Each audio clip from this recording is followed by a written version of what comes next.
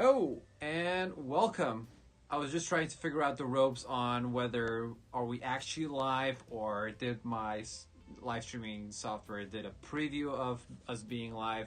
So let me just quickly double check whether I'm actually live, just to make sure. And welcome. Okay, yeah. Sorry for the double thing. Yeah. Okay, so now officially I can say good evening, good morning, good day, good afternoon. Obviously, regardless, not regardless, but in regards to what is your go-to time zone that you're operating in. Yeah, hi there. My name's Jacob, and I'm the regular whiskey dude, and this is episode 2 of Drinks with the Dude, a live stream session of basically having a drink. And today we'll be having a drink of Monkey Shoulder, which is quite a well-known blended malt Scotch whiskey.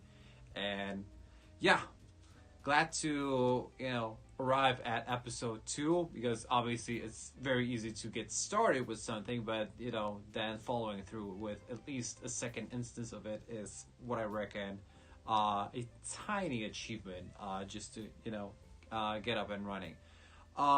Yeah, so we'll be having a lot of different discussions, chats about each whiskey in particular each week. So that's the main premise of this installment. So basically, the grandiose vision, so to speak, is to have a weekly live stream session in which we kind of have a deep dive into a selected whiskey, and this week is the infamous Monkey Shoulder.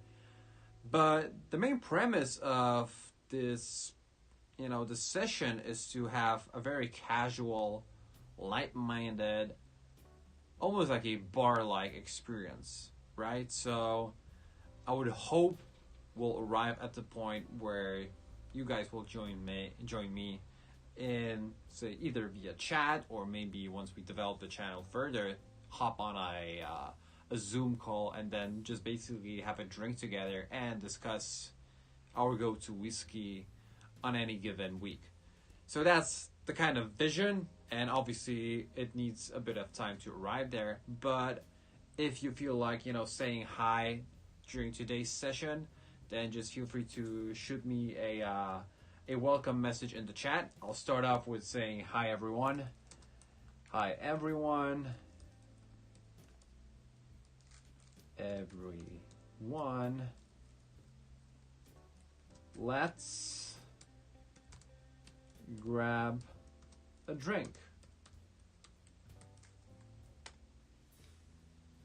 So, started off with the chat, and feel free to, say hi or just join in on any particular moment of this live stream when I'll be probably having a rant or two about whiskey, or in that particular sense, Monkey Shoulder. So this is what I've mentioned in some of my shorts that I did. The main premise of this channel is to have a extremely subjective approach to whiskey. So we'll not be stressing about tasting notes or point scoring systems on any particular whiskey. It's more centered about your personal experience with a certain whiskey and my personal experience around a certain whiskey. Obviously, there will be better and not so great ones, but I think the moment that we open up, the moment that we focus on the subjectivity of each of our experiences, it really opens up a way bigger possibility of discussing whiskey, and not just getting caught up in, selecting on scoring points and just making sure that I properly figure out a certain tasting note within a whiskey, because let me know if you have a similar experience. It's not that easy to actually grasp a certain tasting note within a whiskey. You can kind of acknowledge that apparently it should be like a citrus note or like a vanilla note, but call me crazy or uneducated, but I definitely have troubles with picking up some of the notes in some of the whiskeys. Yeah, so just that's for a introduction.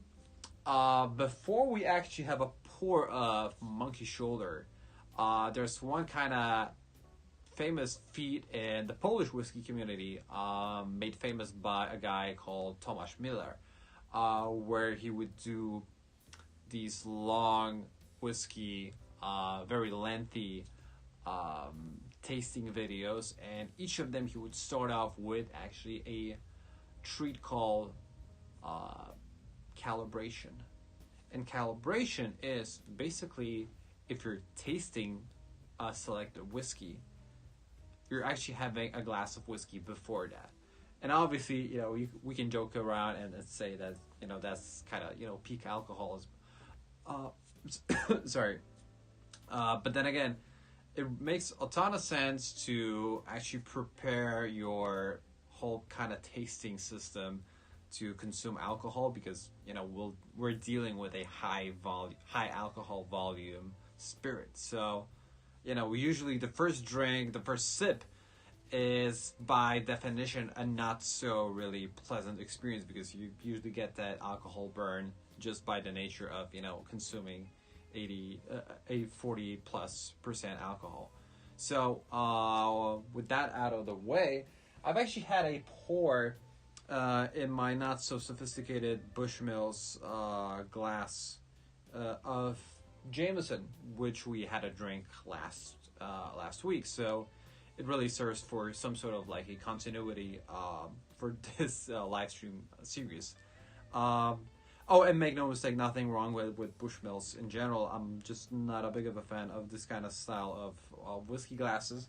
I still need to bring up my my Glencairn glasses, which I'm a really big fan of.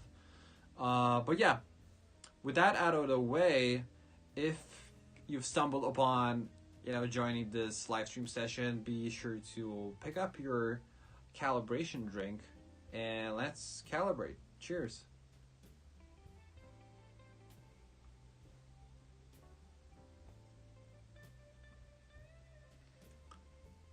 Oh, and obviously I do not endorse alcohol misuse, and please drink responsibly. Responsibility. Yeah. So, Jameson, as I mentioned in last week's live stream, I really, really enjoy the consistency when you're having a glass of it. You can be in various states, places, seasons, weather-wise, and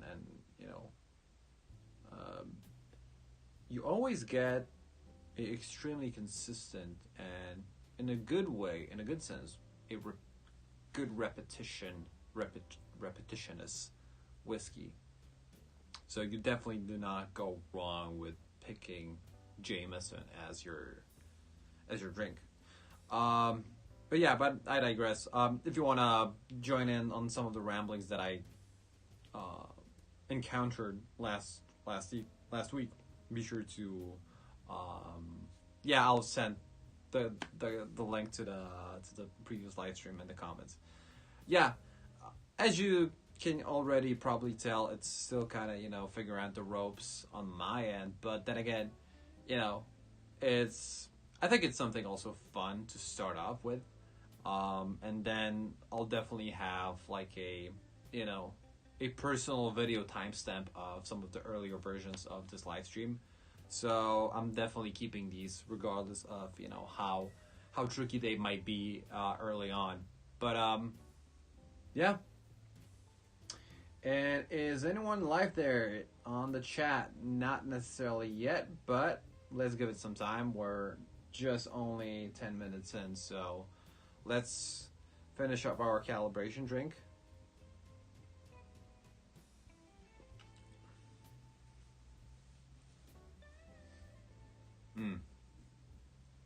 Yeah, and when I'm not speaking or during my drinking, you can definitely enjoy the vibey jazz in the background if you want to, boost up the volume and have some, a bit of like a lounge whiskey room atmosphere, if that's your thing.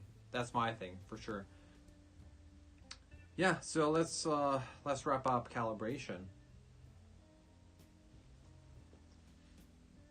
And let's get ready for Monkey Shoulder, which I immediately need to state that unfortunately it's in its last stages of existence in terms of bottle capacity. But then again, I think there's also some sort of acknowledgement, accomplishment if you finish a bottle. I'm not sure if you guys have a similar approach here, but yeah, Monkey Shoulder. And just to add upon, if it's your first time joining this live stream, and if you saw the previous one, I'll kind of do a repetitious, I'd say like pseudo disclaimer. The thing that I also had in mind with this channel is the level of informational content about whiskey in general is already extremely abundant. So me doing like a typical whiskey channel where I dive into, stories of how a certain whiskey was created, distilled, and what's the premise of each type of brands. I think it will be kind of running for the hills in the sense of not kind of offering something unique, which in this day and age I think it should be something crucial. So yeah, basically there's a ton of already great content, strictly informational about whiskey. So I'm not sure I would add a ton of value if I would be just reading descriptions of the top of my head of each whiskey. What I want to focus on is what I mentioned before. Is that kind of subjectivity element to our own personal experiences of having a certain bottle of whiskey. So with that in mind, let's take a look at the almost finished Monkey Shoulder. So the thing that strikes me most about Monkey Shoulder is, on one hand, it's marketed as a great whiskey to mix and blend, but surprisingly it has a lot of recognition in the whiskey community, and it's being constantly mentioned in whiskey videos and articles, and it's pretty much a staple in established whiskey bars and bars in general. So it's really surprising that it seems like the guys at William Grant & Sons really managed to hit home with a kind of like a bullseye composition of whiskey, because it has a lot of appeal to whiskey aficionados, and it has also that kind of, not in a bad way, but that kind of mainstream likelihood of being discovered by a completely not aficionado person, right?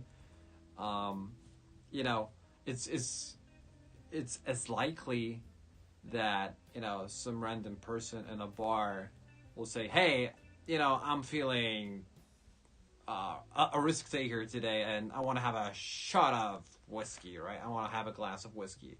What do you recommend?"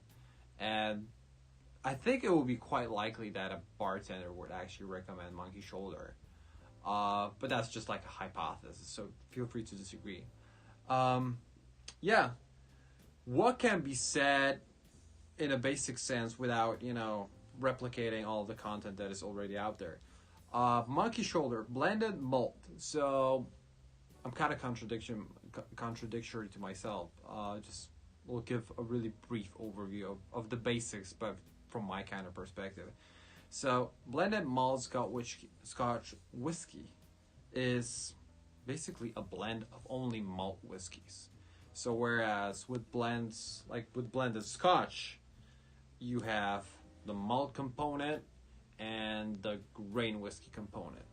So without even going into much detail, it definitely has its economic applications, and why blended Scotch is kind of slightly more attainable budget wise. But blended malt, only malts, only Scotch malt whiskey, single malt whiskey.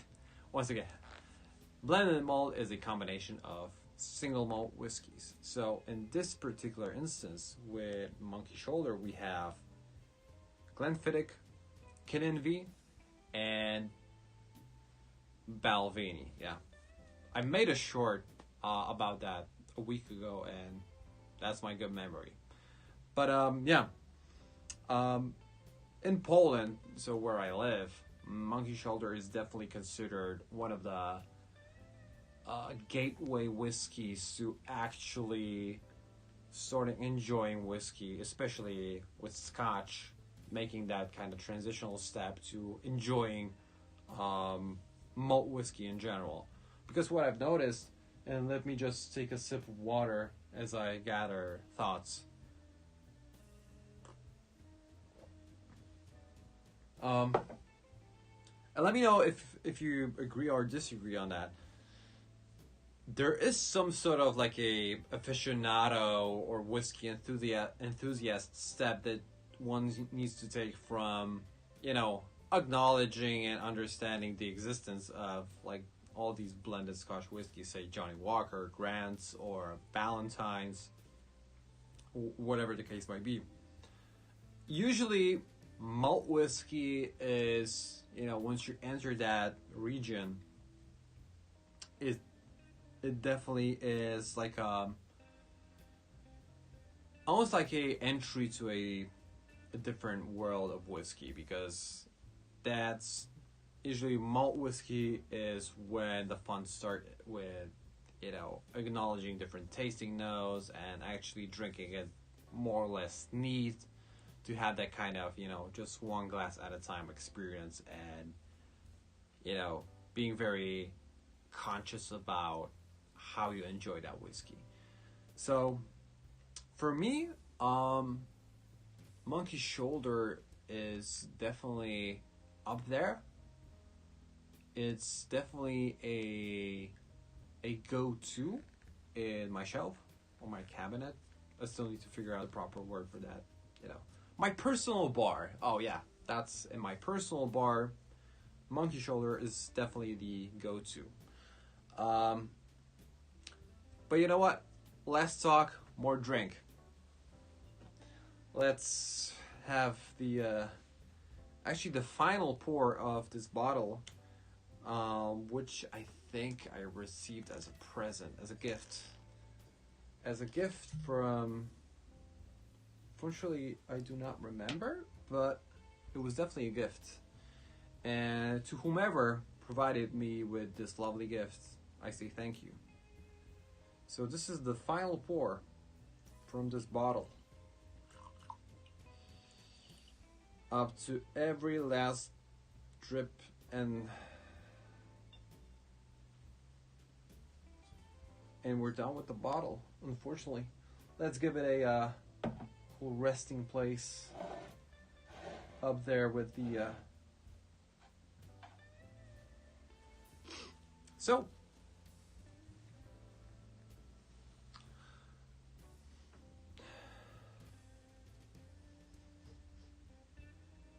as I mentioned, I'm not a big expert in picking up tasting notes, but by the same token, once you have all of these different whiskeys throughout, a couple of years, you're starting to pick up certain kind of similarities.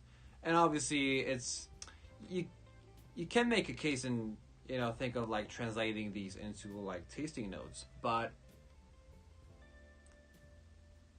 in some sense, it's really difficult for me to actually properly name them. But with Monkey Shoulder, it definitely has the nose of all of these single malt whiskeys that are matured in bourbon casks, right? it's very kind of universal that if you pick up, say, like a Glenmorangie, like a Glenmorangie, Aberfeldy, uh, what's the other there? Yeah, there's a bunch of like Glenlivet, even Glenfiddich in some sense, I would say. Although they have that, Oloroso sherry cask finish at the end. But I'd say like the core taste of all of these whiskey, all of this whiskey is that typical smell and also palate of these bourbon finished single malt whiskeys, which is a good thing because it helps to kind of navigate your tasting experience beyond whiskey, among whiskeys. Yeah, time for a drink, guys and gals. So cheers. Hopefully you're also having a great time because I sure as do. So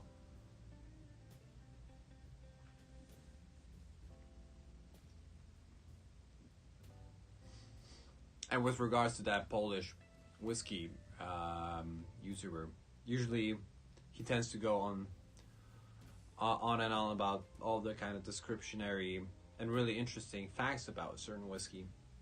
But I think also by reading the comments, usually people would actually add timestamps to when he's actually drinking. So I don't want to give you guys the same impression and just, actually have a drink and, let's enjoy.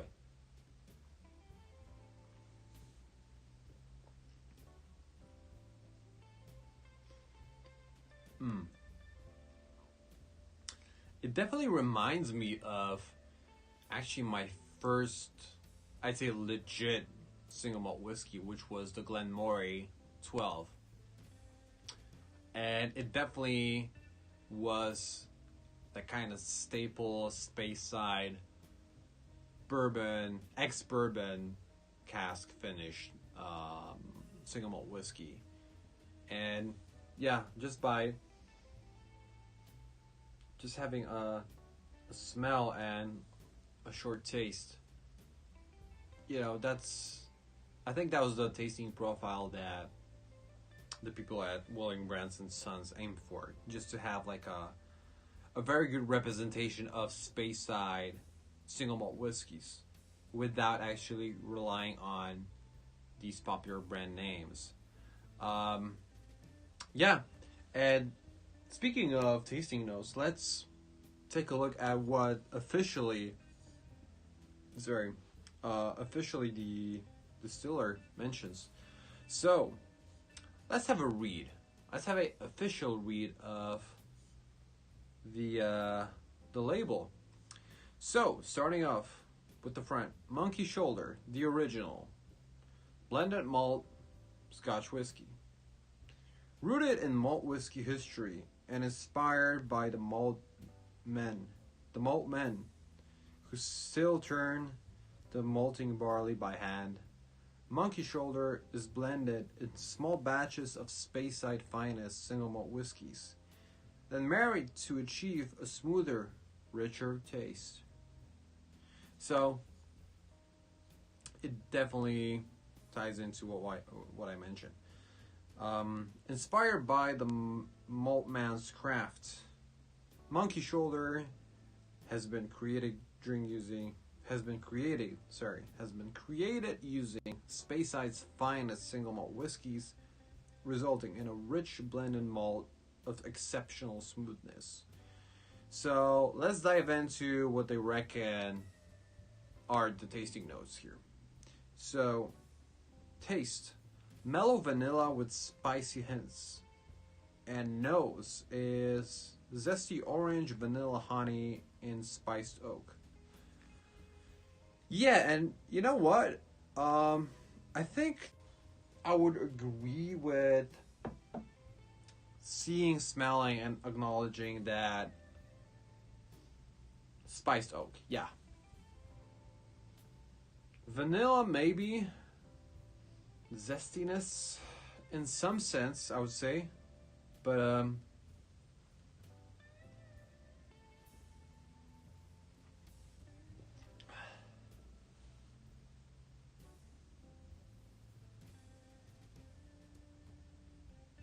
Okay. Is there any zestiness?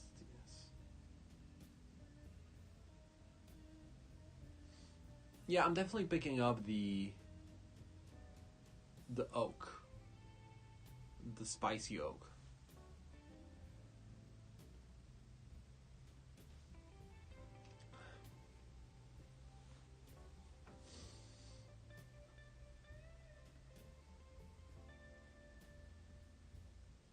Mm-hmm.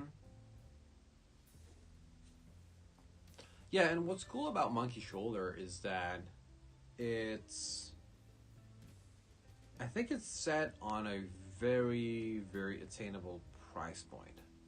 Obviously, it's difficult to just convert currencies because usually, each country has its own local prices. But in Poland, if I were to convert currencies directly, which as I mentioned, um, it's something around like $20 ish.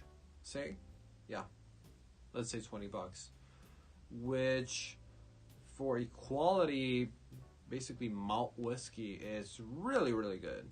You know, if you ask me, and especially in Poland, and it kind of ties into my personal experience with whiskey. Is usually if you kind of understand the basics of blended whiskey and you have some sort of conceptual understanding of single malt whiskey, then usually single malt whiskey is that kind of more premium, more for expert like enjoyers. So what I'm getting at, yeah, is in some of these kind of bigger chain retail supermarkets, there are also some of the kind of very way more cheaper and way more attainable single malt whiskeys, but they are usually distilled by some of these kind of no-name distilleries, and we call them bastard malts because there is no official tie-in to their name and the distillery that is distilling the spirit. Because usually you have like the Glenfiddich distillery, you have the Aberfeldy distillery, and so on for single malt whiskey. And I've actually experienced some of the kind of supermarket derived single malt whiskeys, which for me, make no mistake, were a really great entry point to single malt whiskey. And I think a similar thing is with you guys in the U.S. where you have like Costco, and you have like Kirkland as the brand name of the whiskey, and you can actually have like Kirkland, Irish, Scotch, and even I'm pretty sure, and let me know if I'm not mistaken, you also have the Kirkland single malt whiskey, if that's the case. Um, so definitely there is some sort of business strategy to providing a very entry level whiskey, but it's still single malt. And then it usually helps with actually like converting people from one type of whiskey to another, because like the pricing differences are so minimal that you can almost have like um, a incremental way of actually buying more expensive whiskey in some sense. Um, and with that in mind, I think Monkey Shoulder is definitely well placed in that pricing tier in some sense. Uh, but yeah, let's go back to just enjoying whiskey.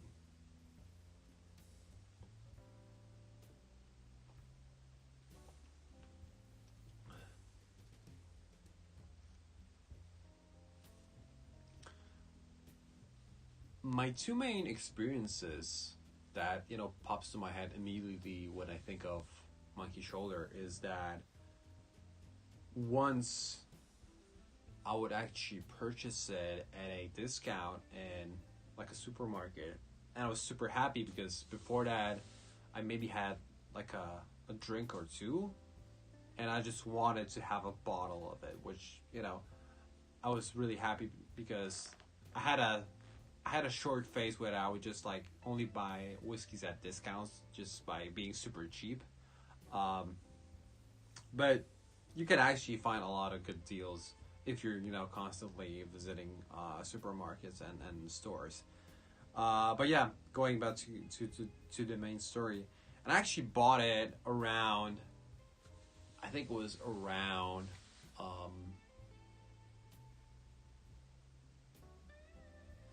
Sometime like November or October. Yeah, I think like October, like 2 years ago. And I don't know. It kind of ties in with what I mentioned about different whiskeys on the episode with Jameson. Like Jameson is, consistency to the bone, regardless of seasons, your mood. I don't know, like temperature. It's extremely consistent in its taste, and actually with Monkey Shoulder, I had quite a different experience when I had it during the summertime, and it was not even drank on the rocks, which I tend to usually have whiskey during the summer because who wants to drink whiskey neat when you're when it's midsummer. But just out of the blue, I went to a bar with some friends, and I actually ordered Monkey Shoulder, and yeah, it was way more. I'd say like it felt to me way more advanced and sophisticated in some sense in its tasting. Whereas in wintertime and like autumn, which is also now, I'm kind of picking up only like the simplistic, that kind of bourbon oak cask, that kind of spicy oak note. And make no mistake, that's completely not a bad thing.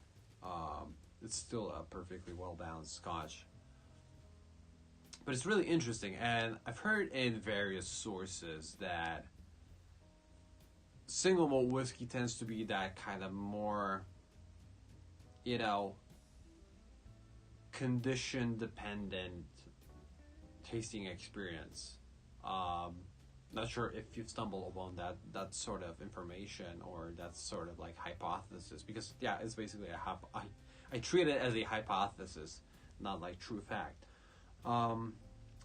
And with the with all of the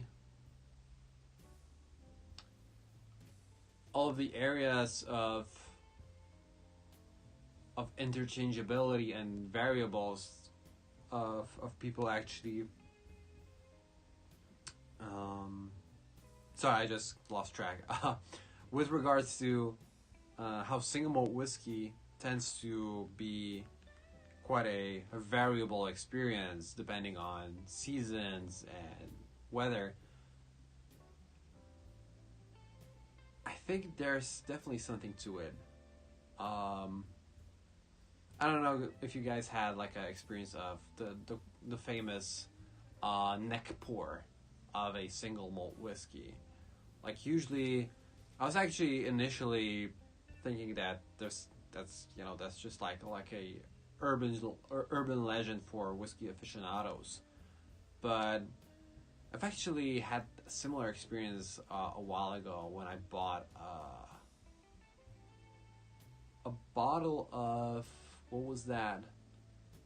Oh, that was actually Glenfarclas 15, which I was like really hyped about. And actually the neck pour, like the first pour once you open up a new bottle, was kind of slightly underwhelming. And then I've noticed that there's like a prevailing sentiment amongst like the whiskey community that the neck pour tends to be that kind of, yeah, I'm not a big a fan of, and let's just,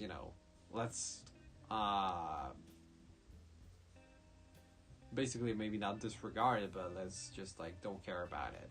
And usually people tend to have like a strong opinion that like the mid bottle and almost like the finished bottle pours out of a bottle of whiskey are the ones that usually offer the better kind of tasting experience. And I think it comes down to like evaporation and access of like additional oxygen, which makes a really good point about the kind of ever-changing taste of a whiskey. But still, it's usually referred to just single malt whiskey, and I think, I don't know if blending does something to it, and blending it with grain whiskey, if we're talking about like Irish whiskey or blended Scotch whiskey. I don't know. Let's think of this. Maybe if you have, any ideas for that, then let me know in the comments. Yeah, and Monkey Shoulder, I'd say it's a perfect bargain for someone who wants to just enjoy whiskey and enjoy almost like a very good sample of what single malt whiskey is to be expected of.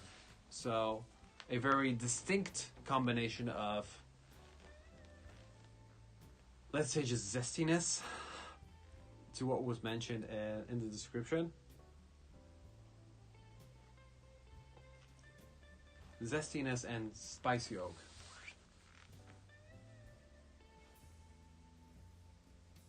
Yeah, I'm still thinking of that zestiness. Maybe.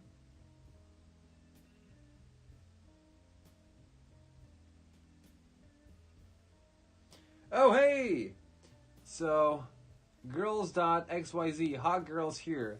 Oh, so, thank you for joining. You're the official first joiner of the chat. I'm unfortunately not in the business of watching this type of content, but, thanks for having the time to join this live chat about drinking whiskey, and unfortunately not about hot girls here, but oh, it's actually 69. Okay, so welcome 69 girls.xyz. Cheers to you for for having the time to join in a random whiskey related channel, and yeah. Everybody is welcome from different walks of life on this channel, so please do not feel free hesitated to say hi and to chat. So, oh hi. I don't know if you watched The Room, but oh hi girls. Oh hi Mark. No, I'll skip it. I don't want to lose my channel or like credit card credentials. Yeah, just taking a look at the live stream. So we're 40 minutes in. Damn.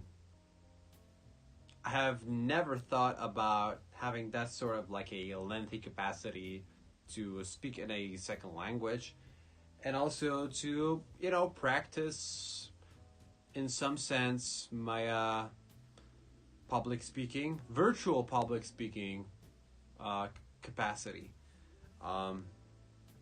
One thing that I noticed is completely unrelated.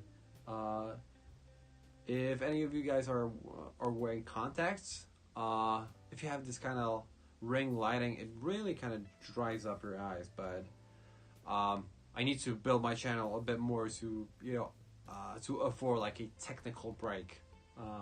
But maybe one day. Yeah. Any opinions about Monkey Shoulder? Do you like it? Do you dislike it? Let me know. Do you think it's a solid scotch given its price, or it's, I don't know. Feel free to let me know.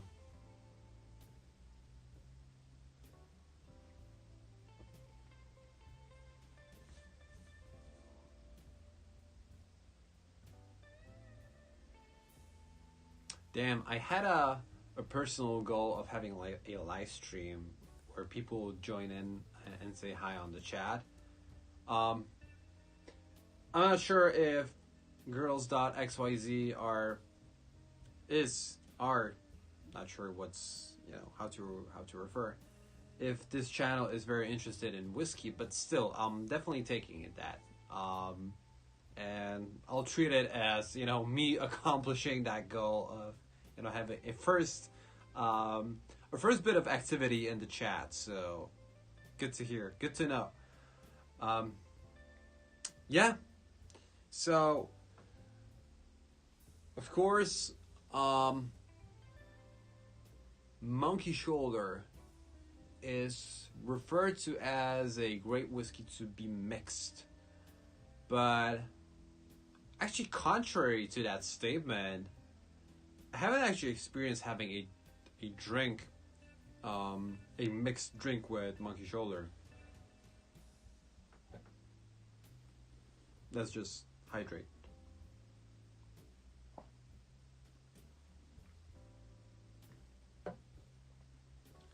I don't know if you had drinks with Monkey Shoulder as a as a mixer. Did you feel that it's a good whiskey base for a drink, or would you prefer something different? So also feel free to let me know. So anyone other than the infamous hotgirls.xyz have joined? Probably not yet, but that's a starting point,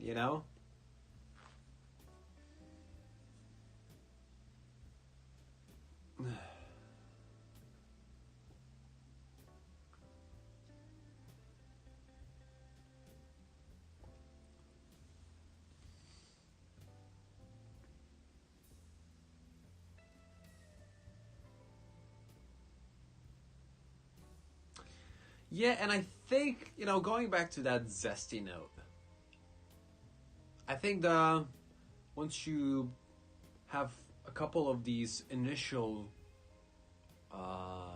sips, some of the alleged notes really pop in, pop up, yeah. Yeah, I definitely kind of feel something zesty, especially on the finish. I was supposed to not talk like a typical whiskey, YouTuber personality taster, but yeah, you need to forgive me. The finish might be slightly zesty, so I definitely kind of understand that. And speaking of blended malts, the most kind of popular and attainable similar blended malts that I would experience are Naked Grouse. So from the guys who did the famous Grouse, they basically have like a blended malt version of that, which interestingly enough is, if I'm not mistaken, is actually Highland Park and Macallan as the main malts that are going into the blend. So it's also an interesting whiskey to explore, probably one day. Yeah. And the second one is actually Copper Dog. I haven't heard of it that much besides it being produced by Diageo, which, if you take into account these big drinks companies and conglomerates, it seems to me, and I just emphasize the word seems, haven't tasted that, it seems like they wanted to do like a Monkey Shoulder competitor, because Diageo and William Grant & Sons tend to be kind of sometimes competing for similar segments of whiskey. Say, you have Glenfiddich, which is where the Glenfiddich distillery is located in Dufftown in Scotland. And I think Diageo wanted to offer a kind of aged entry level single malt whiskey, and that's why the whole Singleton of Dufftown happened. Obviously, Singleton has different versions. There's like Dufftown, and two other distilleries that unfortunately I cannot remember. But you know, given Dufftown is a place for,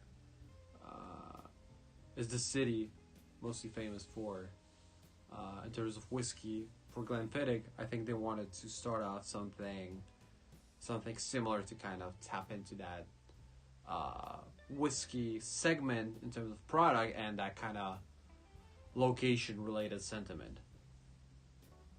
I guess so.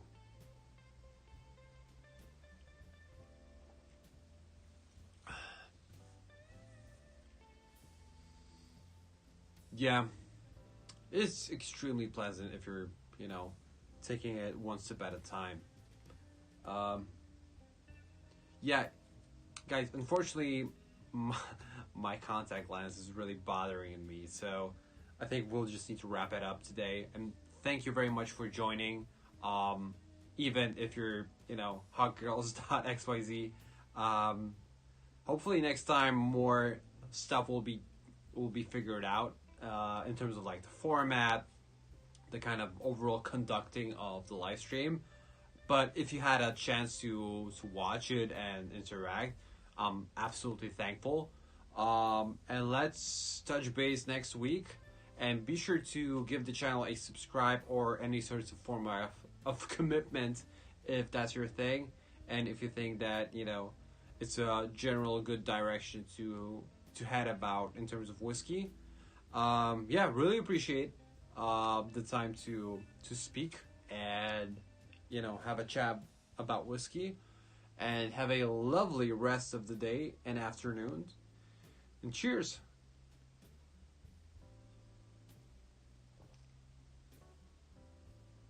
Thanks, guys.